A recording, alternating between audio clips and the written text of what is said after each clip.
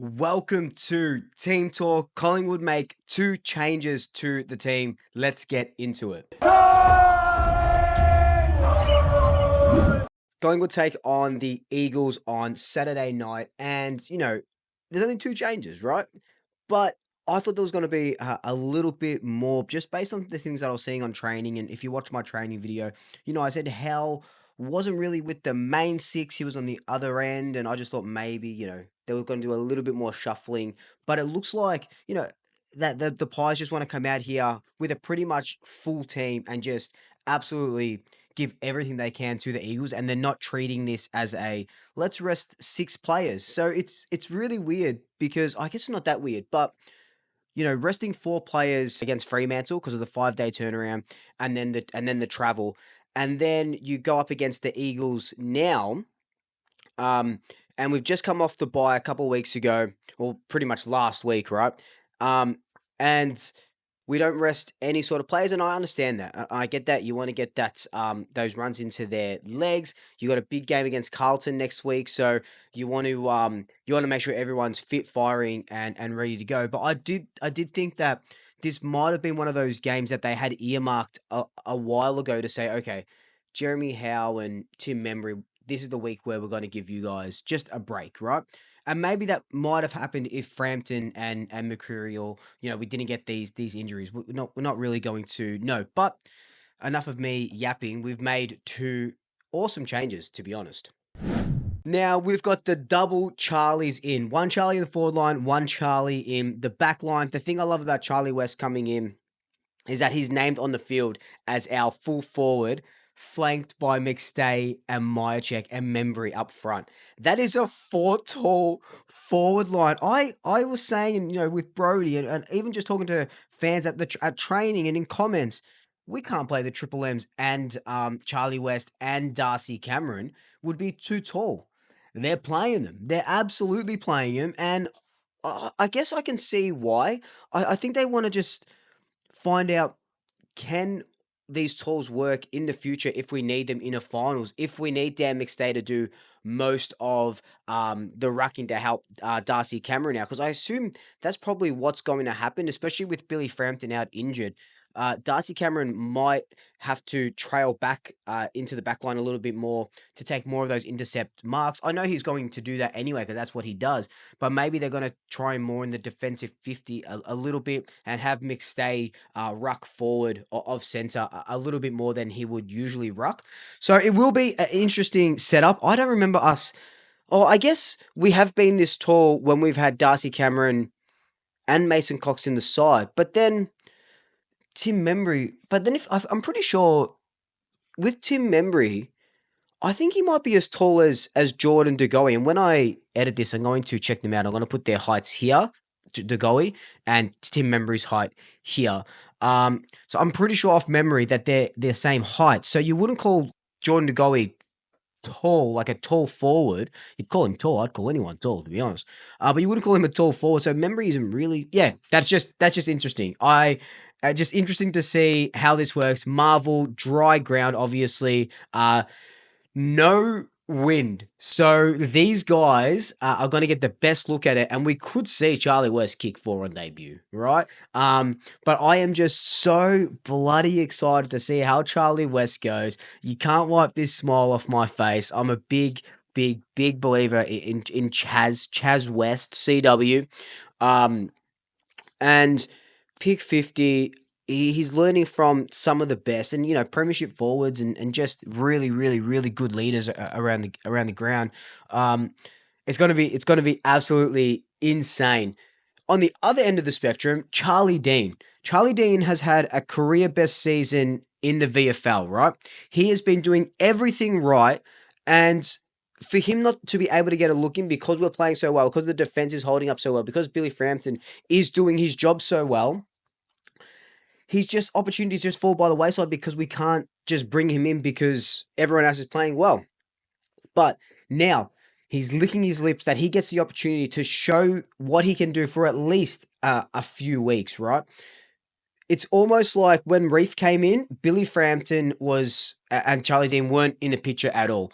Reef goes out, Billy Frampton comes in, Charlie Dean's not in the picture at all. Billy Frampton goes out, and now Charlie Dean has this opportunity to prove himself because we don't have any tall backup in the VFL that can play that big key role. So, look, there's no super pressure on Charlie Dean because it is the Eagles. His test comes next week if he stays in the team for the Carlton game, but we'll talk about that later, in another video. So I'm just stoked to see Charlie Dean get his just desserts. Was that the saying? Just desserts for such great VFL form, and albeit it is, you know. It is because Billy Frampton is injured, and we don't risk injuries on anybody, our team or the opposition team. So that is a shame for Billy, who was playing some of his really, really clear best football, really. But it's a great opportunity for Charlie Dean to come in and just hopefully dominate in that back line. Now, looking at who could potentially be the sub, we know that the sub gets named an hour before the bounce, and the sub is named from the interchange. On the interchange bench, we have Lipinski, Quaynor, Allen, Sullivan, Will Hoskin Elliott. Lipinski is playing too good to be considered a substitute. Quaynor has never been a sub from memory, and I don't think he will be here. I think they'll give Allen another run at it. I really think our sub is going to be Will Hoskin Elliott. Why I think it's going to be Will Hoskin Elliott is because if a defender goes down, Will Hoskin Elliott can play that role. Or we can send someone down back to play that role. If a midfielder goes out, Will Hoskin Elliott can sort of play that super high half forward role, or even chuck him on the wing. Last week he was playing on the wing. And if a forward goes down, Will Hoskin Elliott can play that role. He is a jack of all trades. He is literally the perfect substitute, and he's good.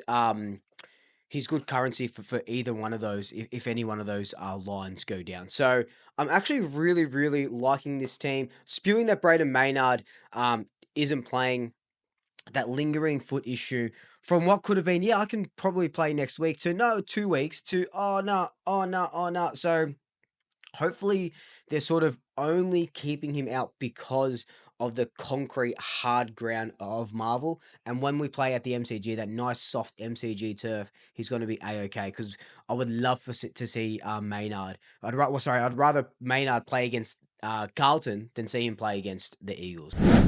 So flipping over to the Eagles side. So the Eagles have named a debutant on the half forward line. So Job Shanahan, and they've brought back in Brady Hugh. Now Brady Hugh is usually a small defender who plays on forwards and plays a lockdown role. They've got him in the center. So I dare say that they've brought him in to do a lockdown role on Nick Dacos. Now I haven't seen if this guy is any good at lockdown roles. I doubt he's going to be, as good as like a Langdon or a Winhager, right? Or sorry, not even that as good as experienced as a Winhager or a Langdon to a certain extent. So that's going to be pretty interesting. But the interesting bit of all this is their backline. Now we've gone pretty tall, so they don't have a really big backline. Marriage, Edwards, Brock are they're three bigs. Um, and then you got your kind of halfbacks and Ginby as well, who's actually played pretty well. Ginby was he the guy that kept Jeremy Cameron to only a few goals, and then Cameron sort of got off in that last quarter. So he does a pretty good role. Dare say he's probably going to play on a mixed stay or a Maya check. So we could see Charlie West be that fourth key forward that sort of doesn't have a leash on him, and he can be unleashed a little bit, kick those couple of goals. Because I reckon he's good for at least two, and then we'll see if he can get over the line. But my favorite part of all this is reading comments that opposition supporters have left on Facebook and Instagram. So it's a mixed bag today. One person says, "This is the best squad selection of the year. Stick with this for a few weeks to get some continuity." And that's kind of what you want to see. When you're down on the bottom of the ladder, you want to see the young kids playing. You want to see what the team looks like without the older guys in there. And that's what they're going to see. They're going to see this young team give it an absolute crack on Saturday night. This person says, "Hunt and Kelly should buy lottery tickets. Lucky as hell to be playing." So that's Jaden Hunt, former Melbourne player, and Tim Kelly. So Tim Kelly's been down these last few weeks. Someone was saying Hunt had 2 possessions last week and got subbed out, but he somehow kept his spot. So that's going to be an interesting watch if we can sort of exploit that. Sadly, it's going to be a slaughter. Job be lucky to even touch the ball in the forward line because Collingwood will absolutely dominate. Oh, Shanahan. So they're saying that Shanahan will be lucky if the ball even goes into the forward line. I think Shanahan's going to kick a goal.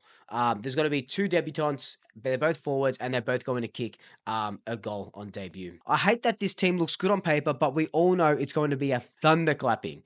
If Pies don't win by 120 points, I'll be disappointed. This is a game where we should put 3 or 4 players on Nick Dacos to see if he can actually be shut down. Anyways, all we expect is effort. Come on, Eagles. I had to put that one in because, like, you know, there's a bit of positivity there saying, oh, this team looks good on paper, but we know we're probably going to get done by like 100 points. This last one is my actual favorite, though. Very insightful. They say, finally feel like the rebuild is happening. We really messed it up under the last regime. This time last year, we had Darling, Barras, and he goes on to name all the older players. The addition of Baker, Graham, always to replace the above-lost players and take the pressure off the second group has finally allowed the young fellas to shine, and I think it's easier to easy a future. I think it's easier to see a future. I think that this person's saying another good clean out this year to create another 3 or 4. Okay, we don't have to read that bit, but they're saying that, kind of like that person at the start, this is the team that's going to take West Coast to the next level for them, hopefully. So they're excited that they're getting to see Shanahan's and these young kids get a go, led by Harley Reid as well. So it's going to be an interesting mix of young versus old on Saturday night. And if one of these commenters are right, we should be winning by 120 points. But what do you think about the teams? Let me know your thoughts down below. Until then, like, comment, subscribe, tell your family, tell your friends, tell your pets. And until next time, double shackers. I'll swoop you later.